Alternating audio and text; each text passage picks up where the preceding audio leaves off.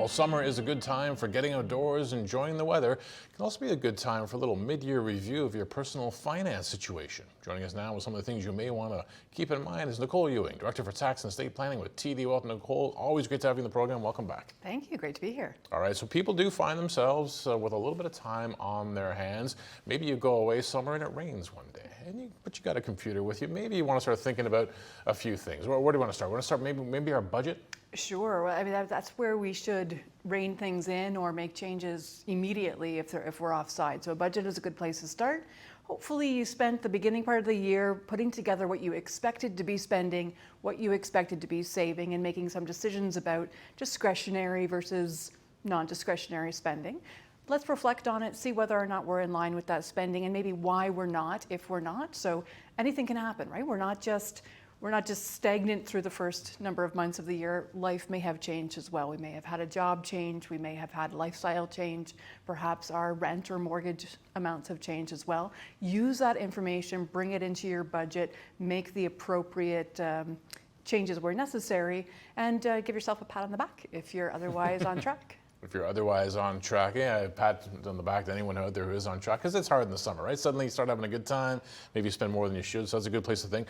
Checking your credit score, why is this important? Yeah. Well, because again, and I get these notifications that I need to go back and check, and frankly, if you're not making a point of going in and checking, you might not be aware of things that have happened that you either intended to happen or that may have not really been your doing, but might be a mistake. So if there's something that's wrong, go in, make sure that you're identifying that and making the appropriate, taking the appropriate actions on that. If it has increased or decreased, this may give you an opportunity to reflect on some of the things that your credit score influences. So for example, maybe you have some debt, maybe you have some financing arrangements that if your credit score has increased, you may have the opportunity to renegotiate those in a more favorable way. If your credit score has taken a hit, it might give you a good chance to reflect on why. Maybe something went off the rails that needs your attention. All right, so we've taken a look at our budget, we've taken a look at our credit score and see where we stand there.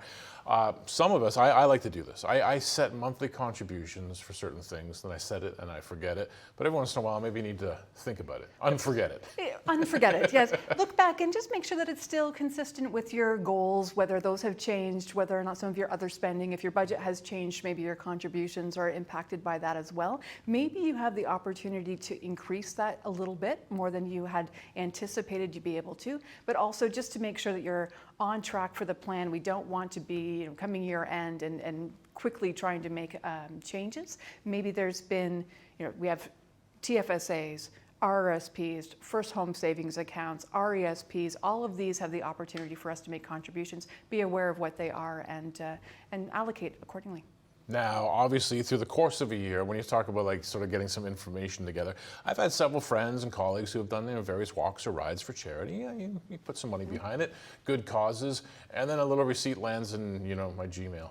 It's just sitting there, and I'm not going to go looking for it until next January or February or March. It's time to maybe get some of those receipts in order. Pull those together, not just your charitable receipts, but all of your receipts, any that you're needing to rely on next year for your taxes. I would suggest that when it comes to the charitable giving, really good idea to have a plan for that, have a strategic approach to your charitable giving. If that means helping out friends this year and giving 20 here and 20 there and 20 there, you're going to need to accumulate those so that you're in a position to defend or prove that you have made those contributions. Maybe you want to think as well about changing your giving strategy so that you're ensuring that you have the biggest bang for your buck and you're contributing in the way that you want to. Maybe you're maximizing things, looking at your gains, your securities that may have gains on there. Maybe there's an opportunity to make a more impactful gift than you would otherwise be able to make. But you need to be able to defend your position to CRA next year, not only for your charitable donations, but for all of the spending. Maybe you're at the cottage and maybe you're doing some work that will allow you to increase the adjusted cost base of that property. Again, you'll need to be able to demonstrate that down the road. You might not sell for another 10 years. Make sure you know what you're doing with your receipts. Have a plan and a way of ensuring that you know where they are when you need them. Could lead us into a discussion there of tax implications. We might, turn off parts of our brains during summer vacation. The tax regime never goes away.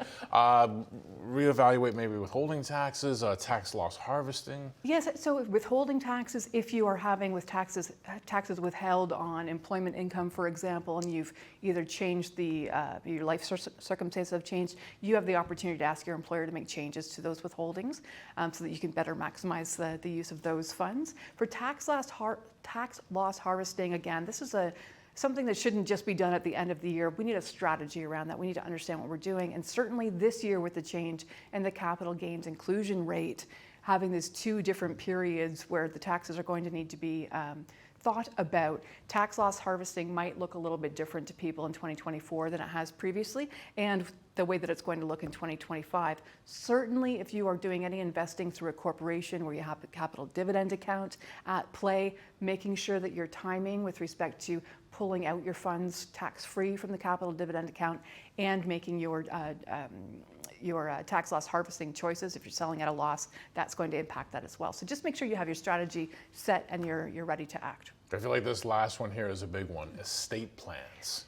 Things can change. Maybe there's been some great news. Maybe there's wedding's been announced or baby's been announced. Maybe we're moving across the country. All of these things need our attention, making sure that we have the appropriate documentation in place to really ensure that if something happens to us, if we find ourselves incapacitated, or if there's a death in our family, that we have the appropriate documents to be able to go out there and do what we need to do to administer those affairs effectively. And things change. The law, fortunately, hasn't changed too significantly in that regard. In the one, again, capital gains tax, we will expect that taxes on death will be higher than they would have been previously because we're deemed to have disposed of all of our assets. We have a capital gains bill. So maybe that estate planning in terms of planning for any taxes on death would need to be updated this year. But otherwise, if your personal circumstances have changed, absolutely, they should be reflected in your documentation.